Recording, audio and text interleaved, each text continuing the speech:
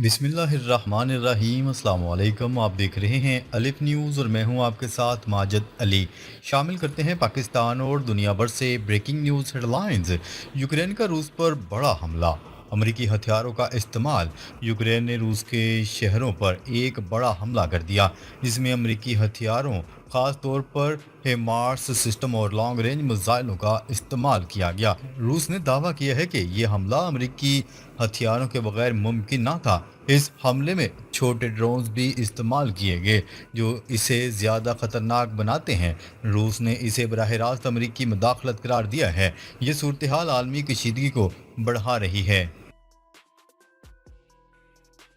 روس کا الزام، امریکہ براہ راست جنگ میں شامل۔ روس کا کہنا ہے کہ یوکرین کے حالیہ حملوں میں امریکی ہتھیاروں کا استعمال اس بات کا ثبوت ہے کہ امریکہ براہ راست اس جنگ میں شامل ہے۔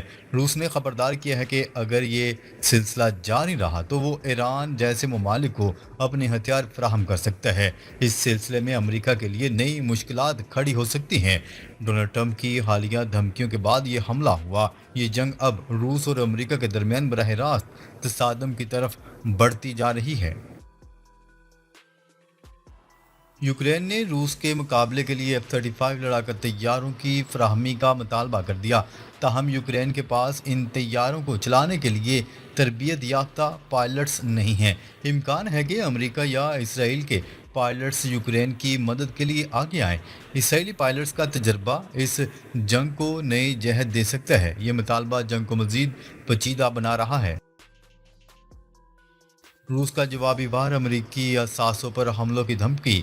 روس نے یوکرین میں امریکی فیکٹریوں پر حملے کیے جس سے ڈونلڈ ٹرمپ شدید برہم ہے۔ روس نے اعلان کیا کہ وہ یوکرین میں موجود امریکی اثاثوں اور مفادات کو براہ راست نشانہ بنائے گا۔ اس سے یوکرین میں امریکی سرمایہ کاری اور معدنیات کے وسائل خطرے میں پڑ سکتے ہیں۔ روس کا یہ اقدام جنگ کو نئی بلندیوں تک لے جا رہا ہے۔ یہ صورتحال نیٹو کی شمولیت کا باعث بن سکتی ہے۔ چین اور بھارت کا اتحاد، روس کی حمایت میں نئی پیش رفت۔ چین نے روس اور بھارت کی معیشتوں کو مضبوط کرنے کا فیصلہ کر لیا، جبکہ بھارت نے چین کے ساتھ گہرے تعلقات استوار کر لیے ہیں۔ چین نے بھارت کو اپنی مارکیٹ کھولنے اور ویزا پالیسی نرم کرنے کی پیشکش کی ہے۔ بھارتی میڈیا کو چین کے خلاف منفی پروپیگنڈا روکنے کی ہدایت دی گئی ہے۔ روس کے صدر ولادیمیر پوٹن بھارت کے ساتھ تعلقات مضبوط کرنے کے لیے وزیر اعظم نریندر مودی سے ملاقات کریں گے۔ یہ اتحاد امریکہ کے لیے بڑا چیلنج بن سکتا ہے۔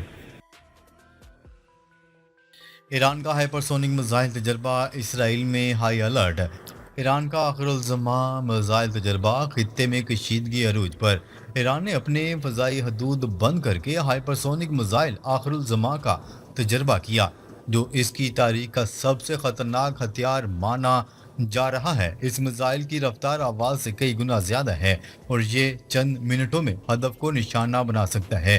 اسرائیل نے اس تجربے کے بعد فوری طور پر شہریوں کو پناہ گاہوں میں جانے کے الرٹ جاری کر دیے۔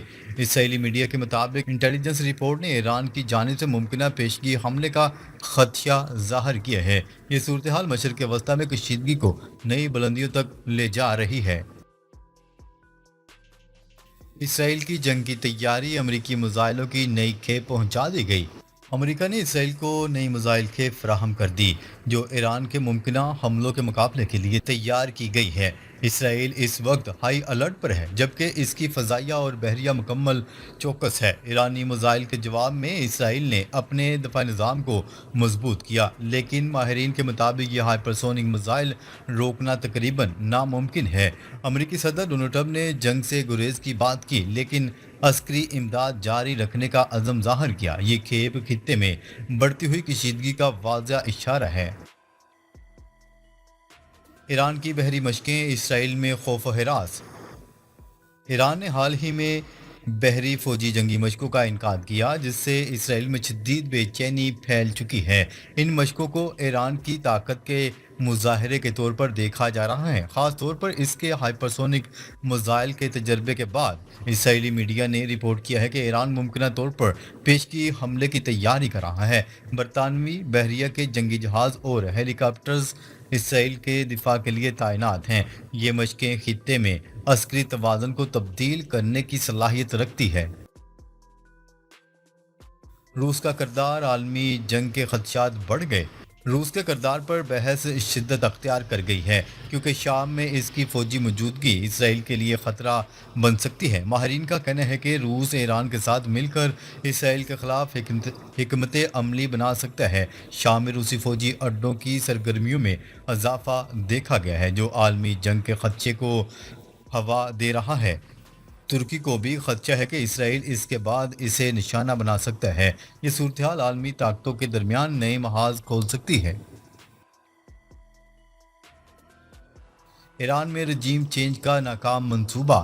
اسرائیل کی جانب سے ایران میں رجیم چینج کے مبینہ منصوبے ناکام ہو گئے کیونکہ ایرانی عوام سڑکوں پر نکل آئے اور اپنی حکومت کے حق میں مظاہرے کیے۔ حالانکہ ایران میں رہنما آیت اللہ خامنائی کو مکمل حمایت حاصل نہیں، لیکن اسرائیلی حملوں کے خوف سے عوام متحد ہو گئے۔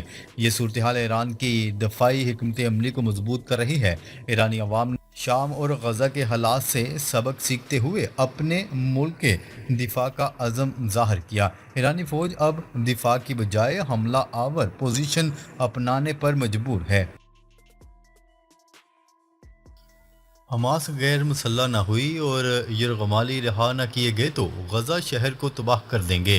اسرائیل کی بڑی دھمکی۔ اسرائیلی وزیر دفاع نے کہا ہے کہ اگر حماس غیر مسلح نہیں ہوتی، علاقے میں موجود تمام یرغمالیوں کو رہا نہیں کرتی اور اسرائیل کی شرائط پر جنگ ختم نہیں کرتی تو اسرائیل غزہ شہر کو تباہ کر دے گا۔ اسرائیلی حملے میں مزید 40 فلسطینی شہید۔ غزہ میں نئے آپریشن کے لیے 60,000 ریزرو فوجی طلب۔ دوسری جانب شمالی غزہ میں اسرائیلی حملوں کے نتیجے میں مزید 40 فلسطینی شہید جبکہ درجنوں زخمی ہو گئے۔ امدادی مرکز کے قریب حملوں میں 8 افراد شہید اور 91 زخمی ہوئے۔ عرب میڈیا کی رپورٹ کے مطابق غزہ میں بھوک سے مزید 2 فلسطینی موت کے منہ میں چلے گئے جس کے بعد غذائی قلت سے اموات کی تعداد 241 ہوگی۔ عرب میڈیا کے مطابق اسرائیلی کارروائیوں کا مقصد غزہ پر قبضہ اور 10 لاکھ فلسطینیوں کو بے دخل کرنا ہے۔ پیوٹن کی نئی شرائط۔ جنگ بندی ڈونباس سے دستبرداری سے مشروط۔ روس کے صدر ولادیمیر پوٹن نے یوکرین میں جنگ بندی کے لیے اپنی شرائط پیش کر دیں جن میں اہم مطالبہ یہ ہے کہ یوکرین مشرقی صوبہ ڈونباس سے دستبردار ہو جائے۔ عالمی خبرساں ادارے روئٹرز کی رپورٹ کے مطابق پوٹن نے واضح کیا ہے کہ اگر یوکرین نے ان شرائط کو تسلیم نہ کیا تو جنگ جاری رہے گی۔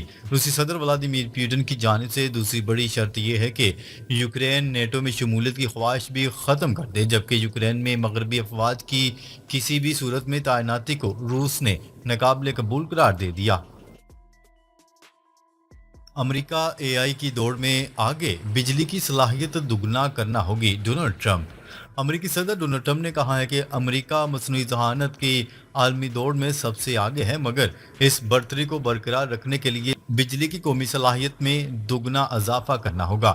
واشنگٹن ڈی سی میں قانون نافذ کرنے والے اداروں کے اہلکاروں سے خطاب کرتے ہوئے ڈونلڈ ٹرمپ نے کہا ہم آٹو پلانٹس، اے آئی پلانٹس اور دیگر جدید صنعتیں قائم کر رہے ہیں جنہیں کام کے لیے وسیع پیمانے پر بجلی درکار ہوگی۔ برطانیہ کا سیلاب متاثرین کے لیے 13 لاکھ پاؤنڈ امداد کا اعلان۔ برطانوی ہائی کمشنر نے کہا ہے کہ امداد پنجاب، خیبر پختونخوا اور گلگت بلتستان کے 7 متاثرہ اضلاع کے سیلاب متاثرین کے لیے معاون ہوگی۔ ان کا کہنا تھا کہ متاثرین کو خشک ration, mobile medical camps, search and rescue operations, آبی نظام اور زراعت کے لیے فوری مدد فراہم کی جائے گی۔ برطانوی ہائی کمشنر کا مزید کہنا تھا کہ پاکستان کی قدرتی آفات اور ماحولیاتی تبدیلیوں سے نمٹنے کی صلاحیت کو مضبوط بنانے کے لیے پرعزم ہیں۔ پاکستان اور بنگلہ دیش نے سفارتی و سرکاری پاسپورٹ ہولڈرز کے لیے ویزا فری انٹری کی منظوری دے دی۔ بنگلہ دیش اور پاکستان کے سفارتی و سرکاری پاسپورٹ رکھنے والوں کو اب ویزا کے بغیر سفر کی اجازت ہوگی۔ معاہدے کے تحت سرکاری اور سفارتی پاسپورٹ رکھنے والے اب بغیر ویزے کے پاکستان جا سکتے ہیں۔ اسی طرح پاکستان میں سرکاری یا سفارتی پاسپورٹ رکھنے والے بھی بنگلہ دیش کا دورہ کر سکتے ہیں۔ دونوں ممالک کے درمیان ویزا فری انٹری سے متعلق معاہدہ 5 سال کے لیے نافذ العمل ہوگا۔ سری لنکا کے سابق صدر رانیل وکرما سنگھے کو گرفتار کر لیا گیا۔ نیوز رپورٹ کے مطابق سابق سری لنکن صدر کو سی آئی ڈی نے گرفتار کیا۔ وہ سی آئی ڈی کے دفتر بیان ریکارڈ کروانے آئے تھے۔ ان پر سرکاری فنڈز کے غلط استعمال کا الزام ہے۔